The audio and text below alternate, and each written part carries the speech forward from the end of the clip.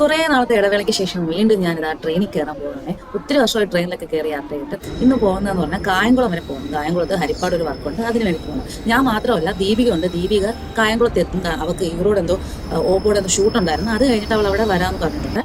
രാവിലെ 6:15 ട്രെയിനാണ് കേട്ടോ അത്. ടിക്കറ്റൊക്കെ ഞാൻ നേരത്തെ സത്യം പറഞ്ഞാൽ ഈ ട്രെയിനിലല്ല, 6:45 ട്രെയിനിലാണ് ടിക്കറ്റാണ് ഞാൻ എടുത്തത്. പക്ഷെ ഫസ്റ്റ് വന്നത് ഇതായതുകൊണ്ട് ഞാൻ ഇത് കയറി, കുഴപ്പമില്ല കയറിക്കോളം പറഞ്ഞു. കുഞ്ഞുനാൾ പോലെ നമുക്ക് എല്ലാവർക്കും ട്രെയിൻ ഭയങ്കര ഒരു അത്ഭുതമാണല്ലേ, അതുപോലെ എനിക്ക് ഭയങ്കര അത്ഭുതം. ട്രെയിൻ യാത്ര ഇപ്പോഴും എനിക്ക് ഭയങ്കര ഇഷ്ടമാണ്. എനിക്ക് ഇറങ്ങാനുള്ള സ്റ്റോപ്പ് എത്തിയട്ടെ, ഇത് കായംകുളം ജംഗ്ഷനാണ്. ഇവിടെ നിന്ന് എനിക്ക് ഇനിയും ബസ് കയറി ഹരിപ്പാട് പോകാനുണ്ട്. ദീപിക നേരത്തെ എത്തി, അവളെ 7 മണിയായപ്പോഴും ഇവിടെ വെയിറ്റിംഗ് ആണ് കേട്ടോ.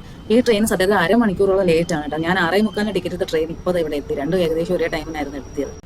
അങ്ങനെ ദീപികയെ കണ്ട് ഞങ്ങൾ ദാണ്ടെ ഓഡിറ്റോറിയത്തിൽ എത്തി. ധന്യ കല്യാണ മണ്ഡപം എന്നാണ് കേട്ടോ പേര്. നമ്മൾ ആ റെയിൽവേ സ്റ്റേഷൻ ഇറങ്ങി അവിടെ നിന്ന് 16 കിലോമീറ്റർ ഇപ്പുറമാണിത്. എല്ലാം റെഡിയായി സെറ്റായി. 2 കഥകളി ഉണ്ട് കേട്ടോ. കഥകളി ഉണ്ട്, നമ്മുടെ മോഹിനിയാട്ടം ഉണ്ട്. രണ്ടുപേര്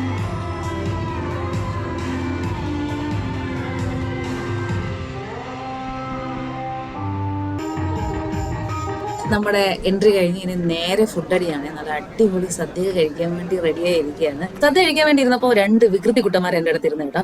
അവൻ ചോറ് കഴിക്കാതെ പായസം മാത്രം കഴിക്കാൻ വേണ്ടി വെയിറ്റ് ചെയ്തിരിക്കുകയാണ്.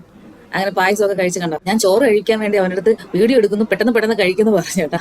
അപ്പൊ അവൻ പായസം മാത്രം കുടിച്ചോണ്ടിരിക്കുകയാണ്. നമ്മുടെ പരിപാടികളൊക്കെ കഴിഞ്ഞു. നേരെ ഒരു ഓട്ടോ പിടിച്ച് ഹരിപ്പാട് റെയിൽവേ സ്റ്റേഷനിൽ പോകണം. അവിടെ നിന്നാണ് 2:30 ട്രെയിൻ. അപ്പൊ ദീപക ഈ പറയുന്നത് അവളുടെ മുടി വെട്ടിയ കാര്യമാണ് കേട്ടോ പറയുന്നത്. വലിയ ബുദ്ധന്റെ റേറ്റ് 3900.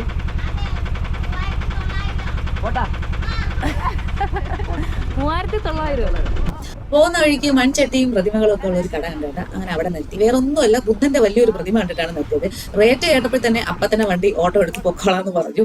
റെയിൽവേ സ്റ്റേഷനിൽ എത്തി, ടിക്കറ്റ് എടുത്തു, ട്രെയിൻ വന്നു, കയറി. എനിക്ക് നല്ല ഉറക്കം വരുന്നുണ്ടായിരുന്നു. പക്ഷെ ഒരു രക്ഷയില്ല. ഉറങ്ങിക്കഴിഞ്ഞാൽ തുറന്നു വെച്ച് ഉറങ്ങുള്ളൂ. അതുകൊണ്ട് കടിച്ചു പിടിച്ച് ഞാൻ അങ്ങനെ ഇരിക്കുകയാണ്. പാസഞ്ചർ ട്രെയിൻ ആയതുകൊണ്ട് എല്ലാ സ്റ്റോപ്പിലും നിർത്തിയാണ് കേട്ടോ പോകുന്നത്.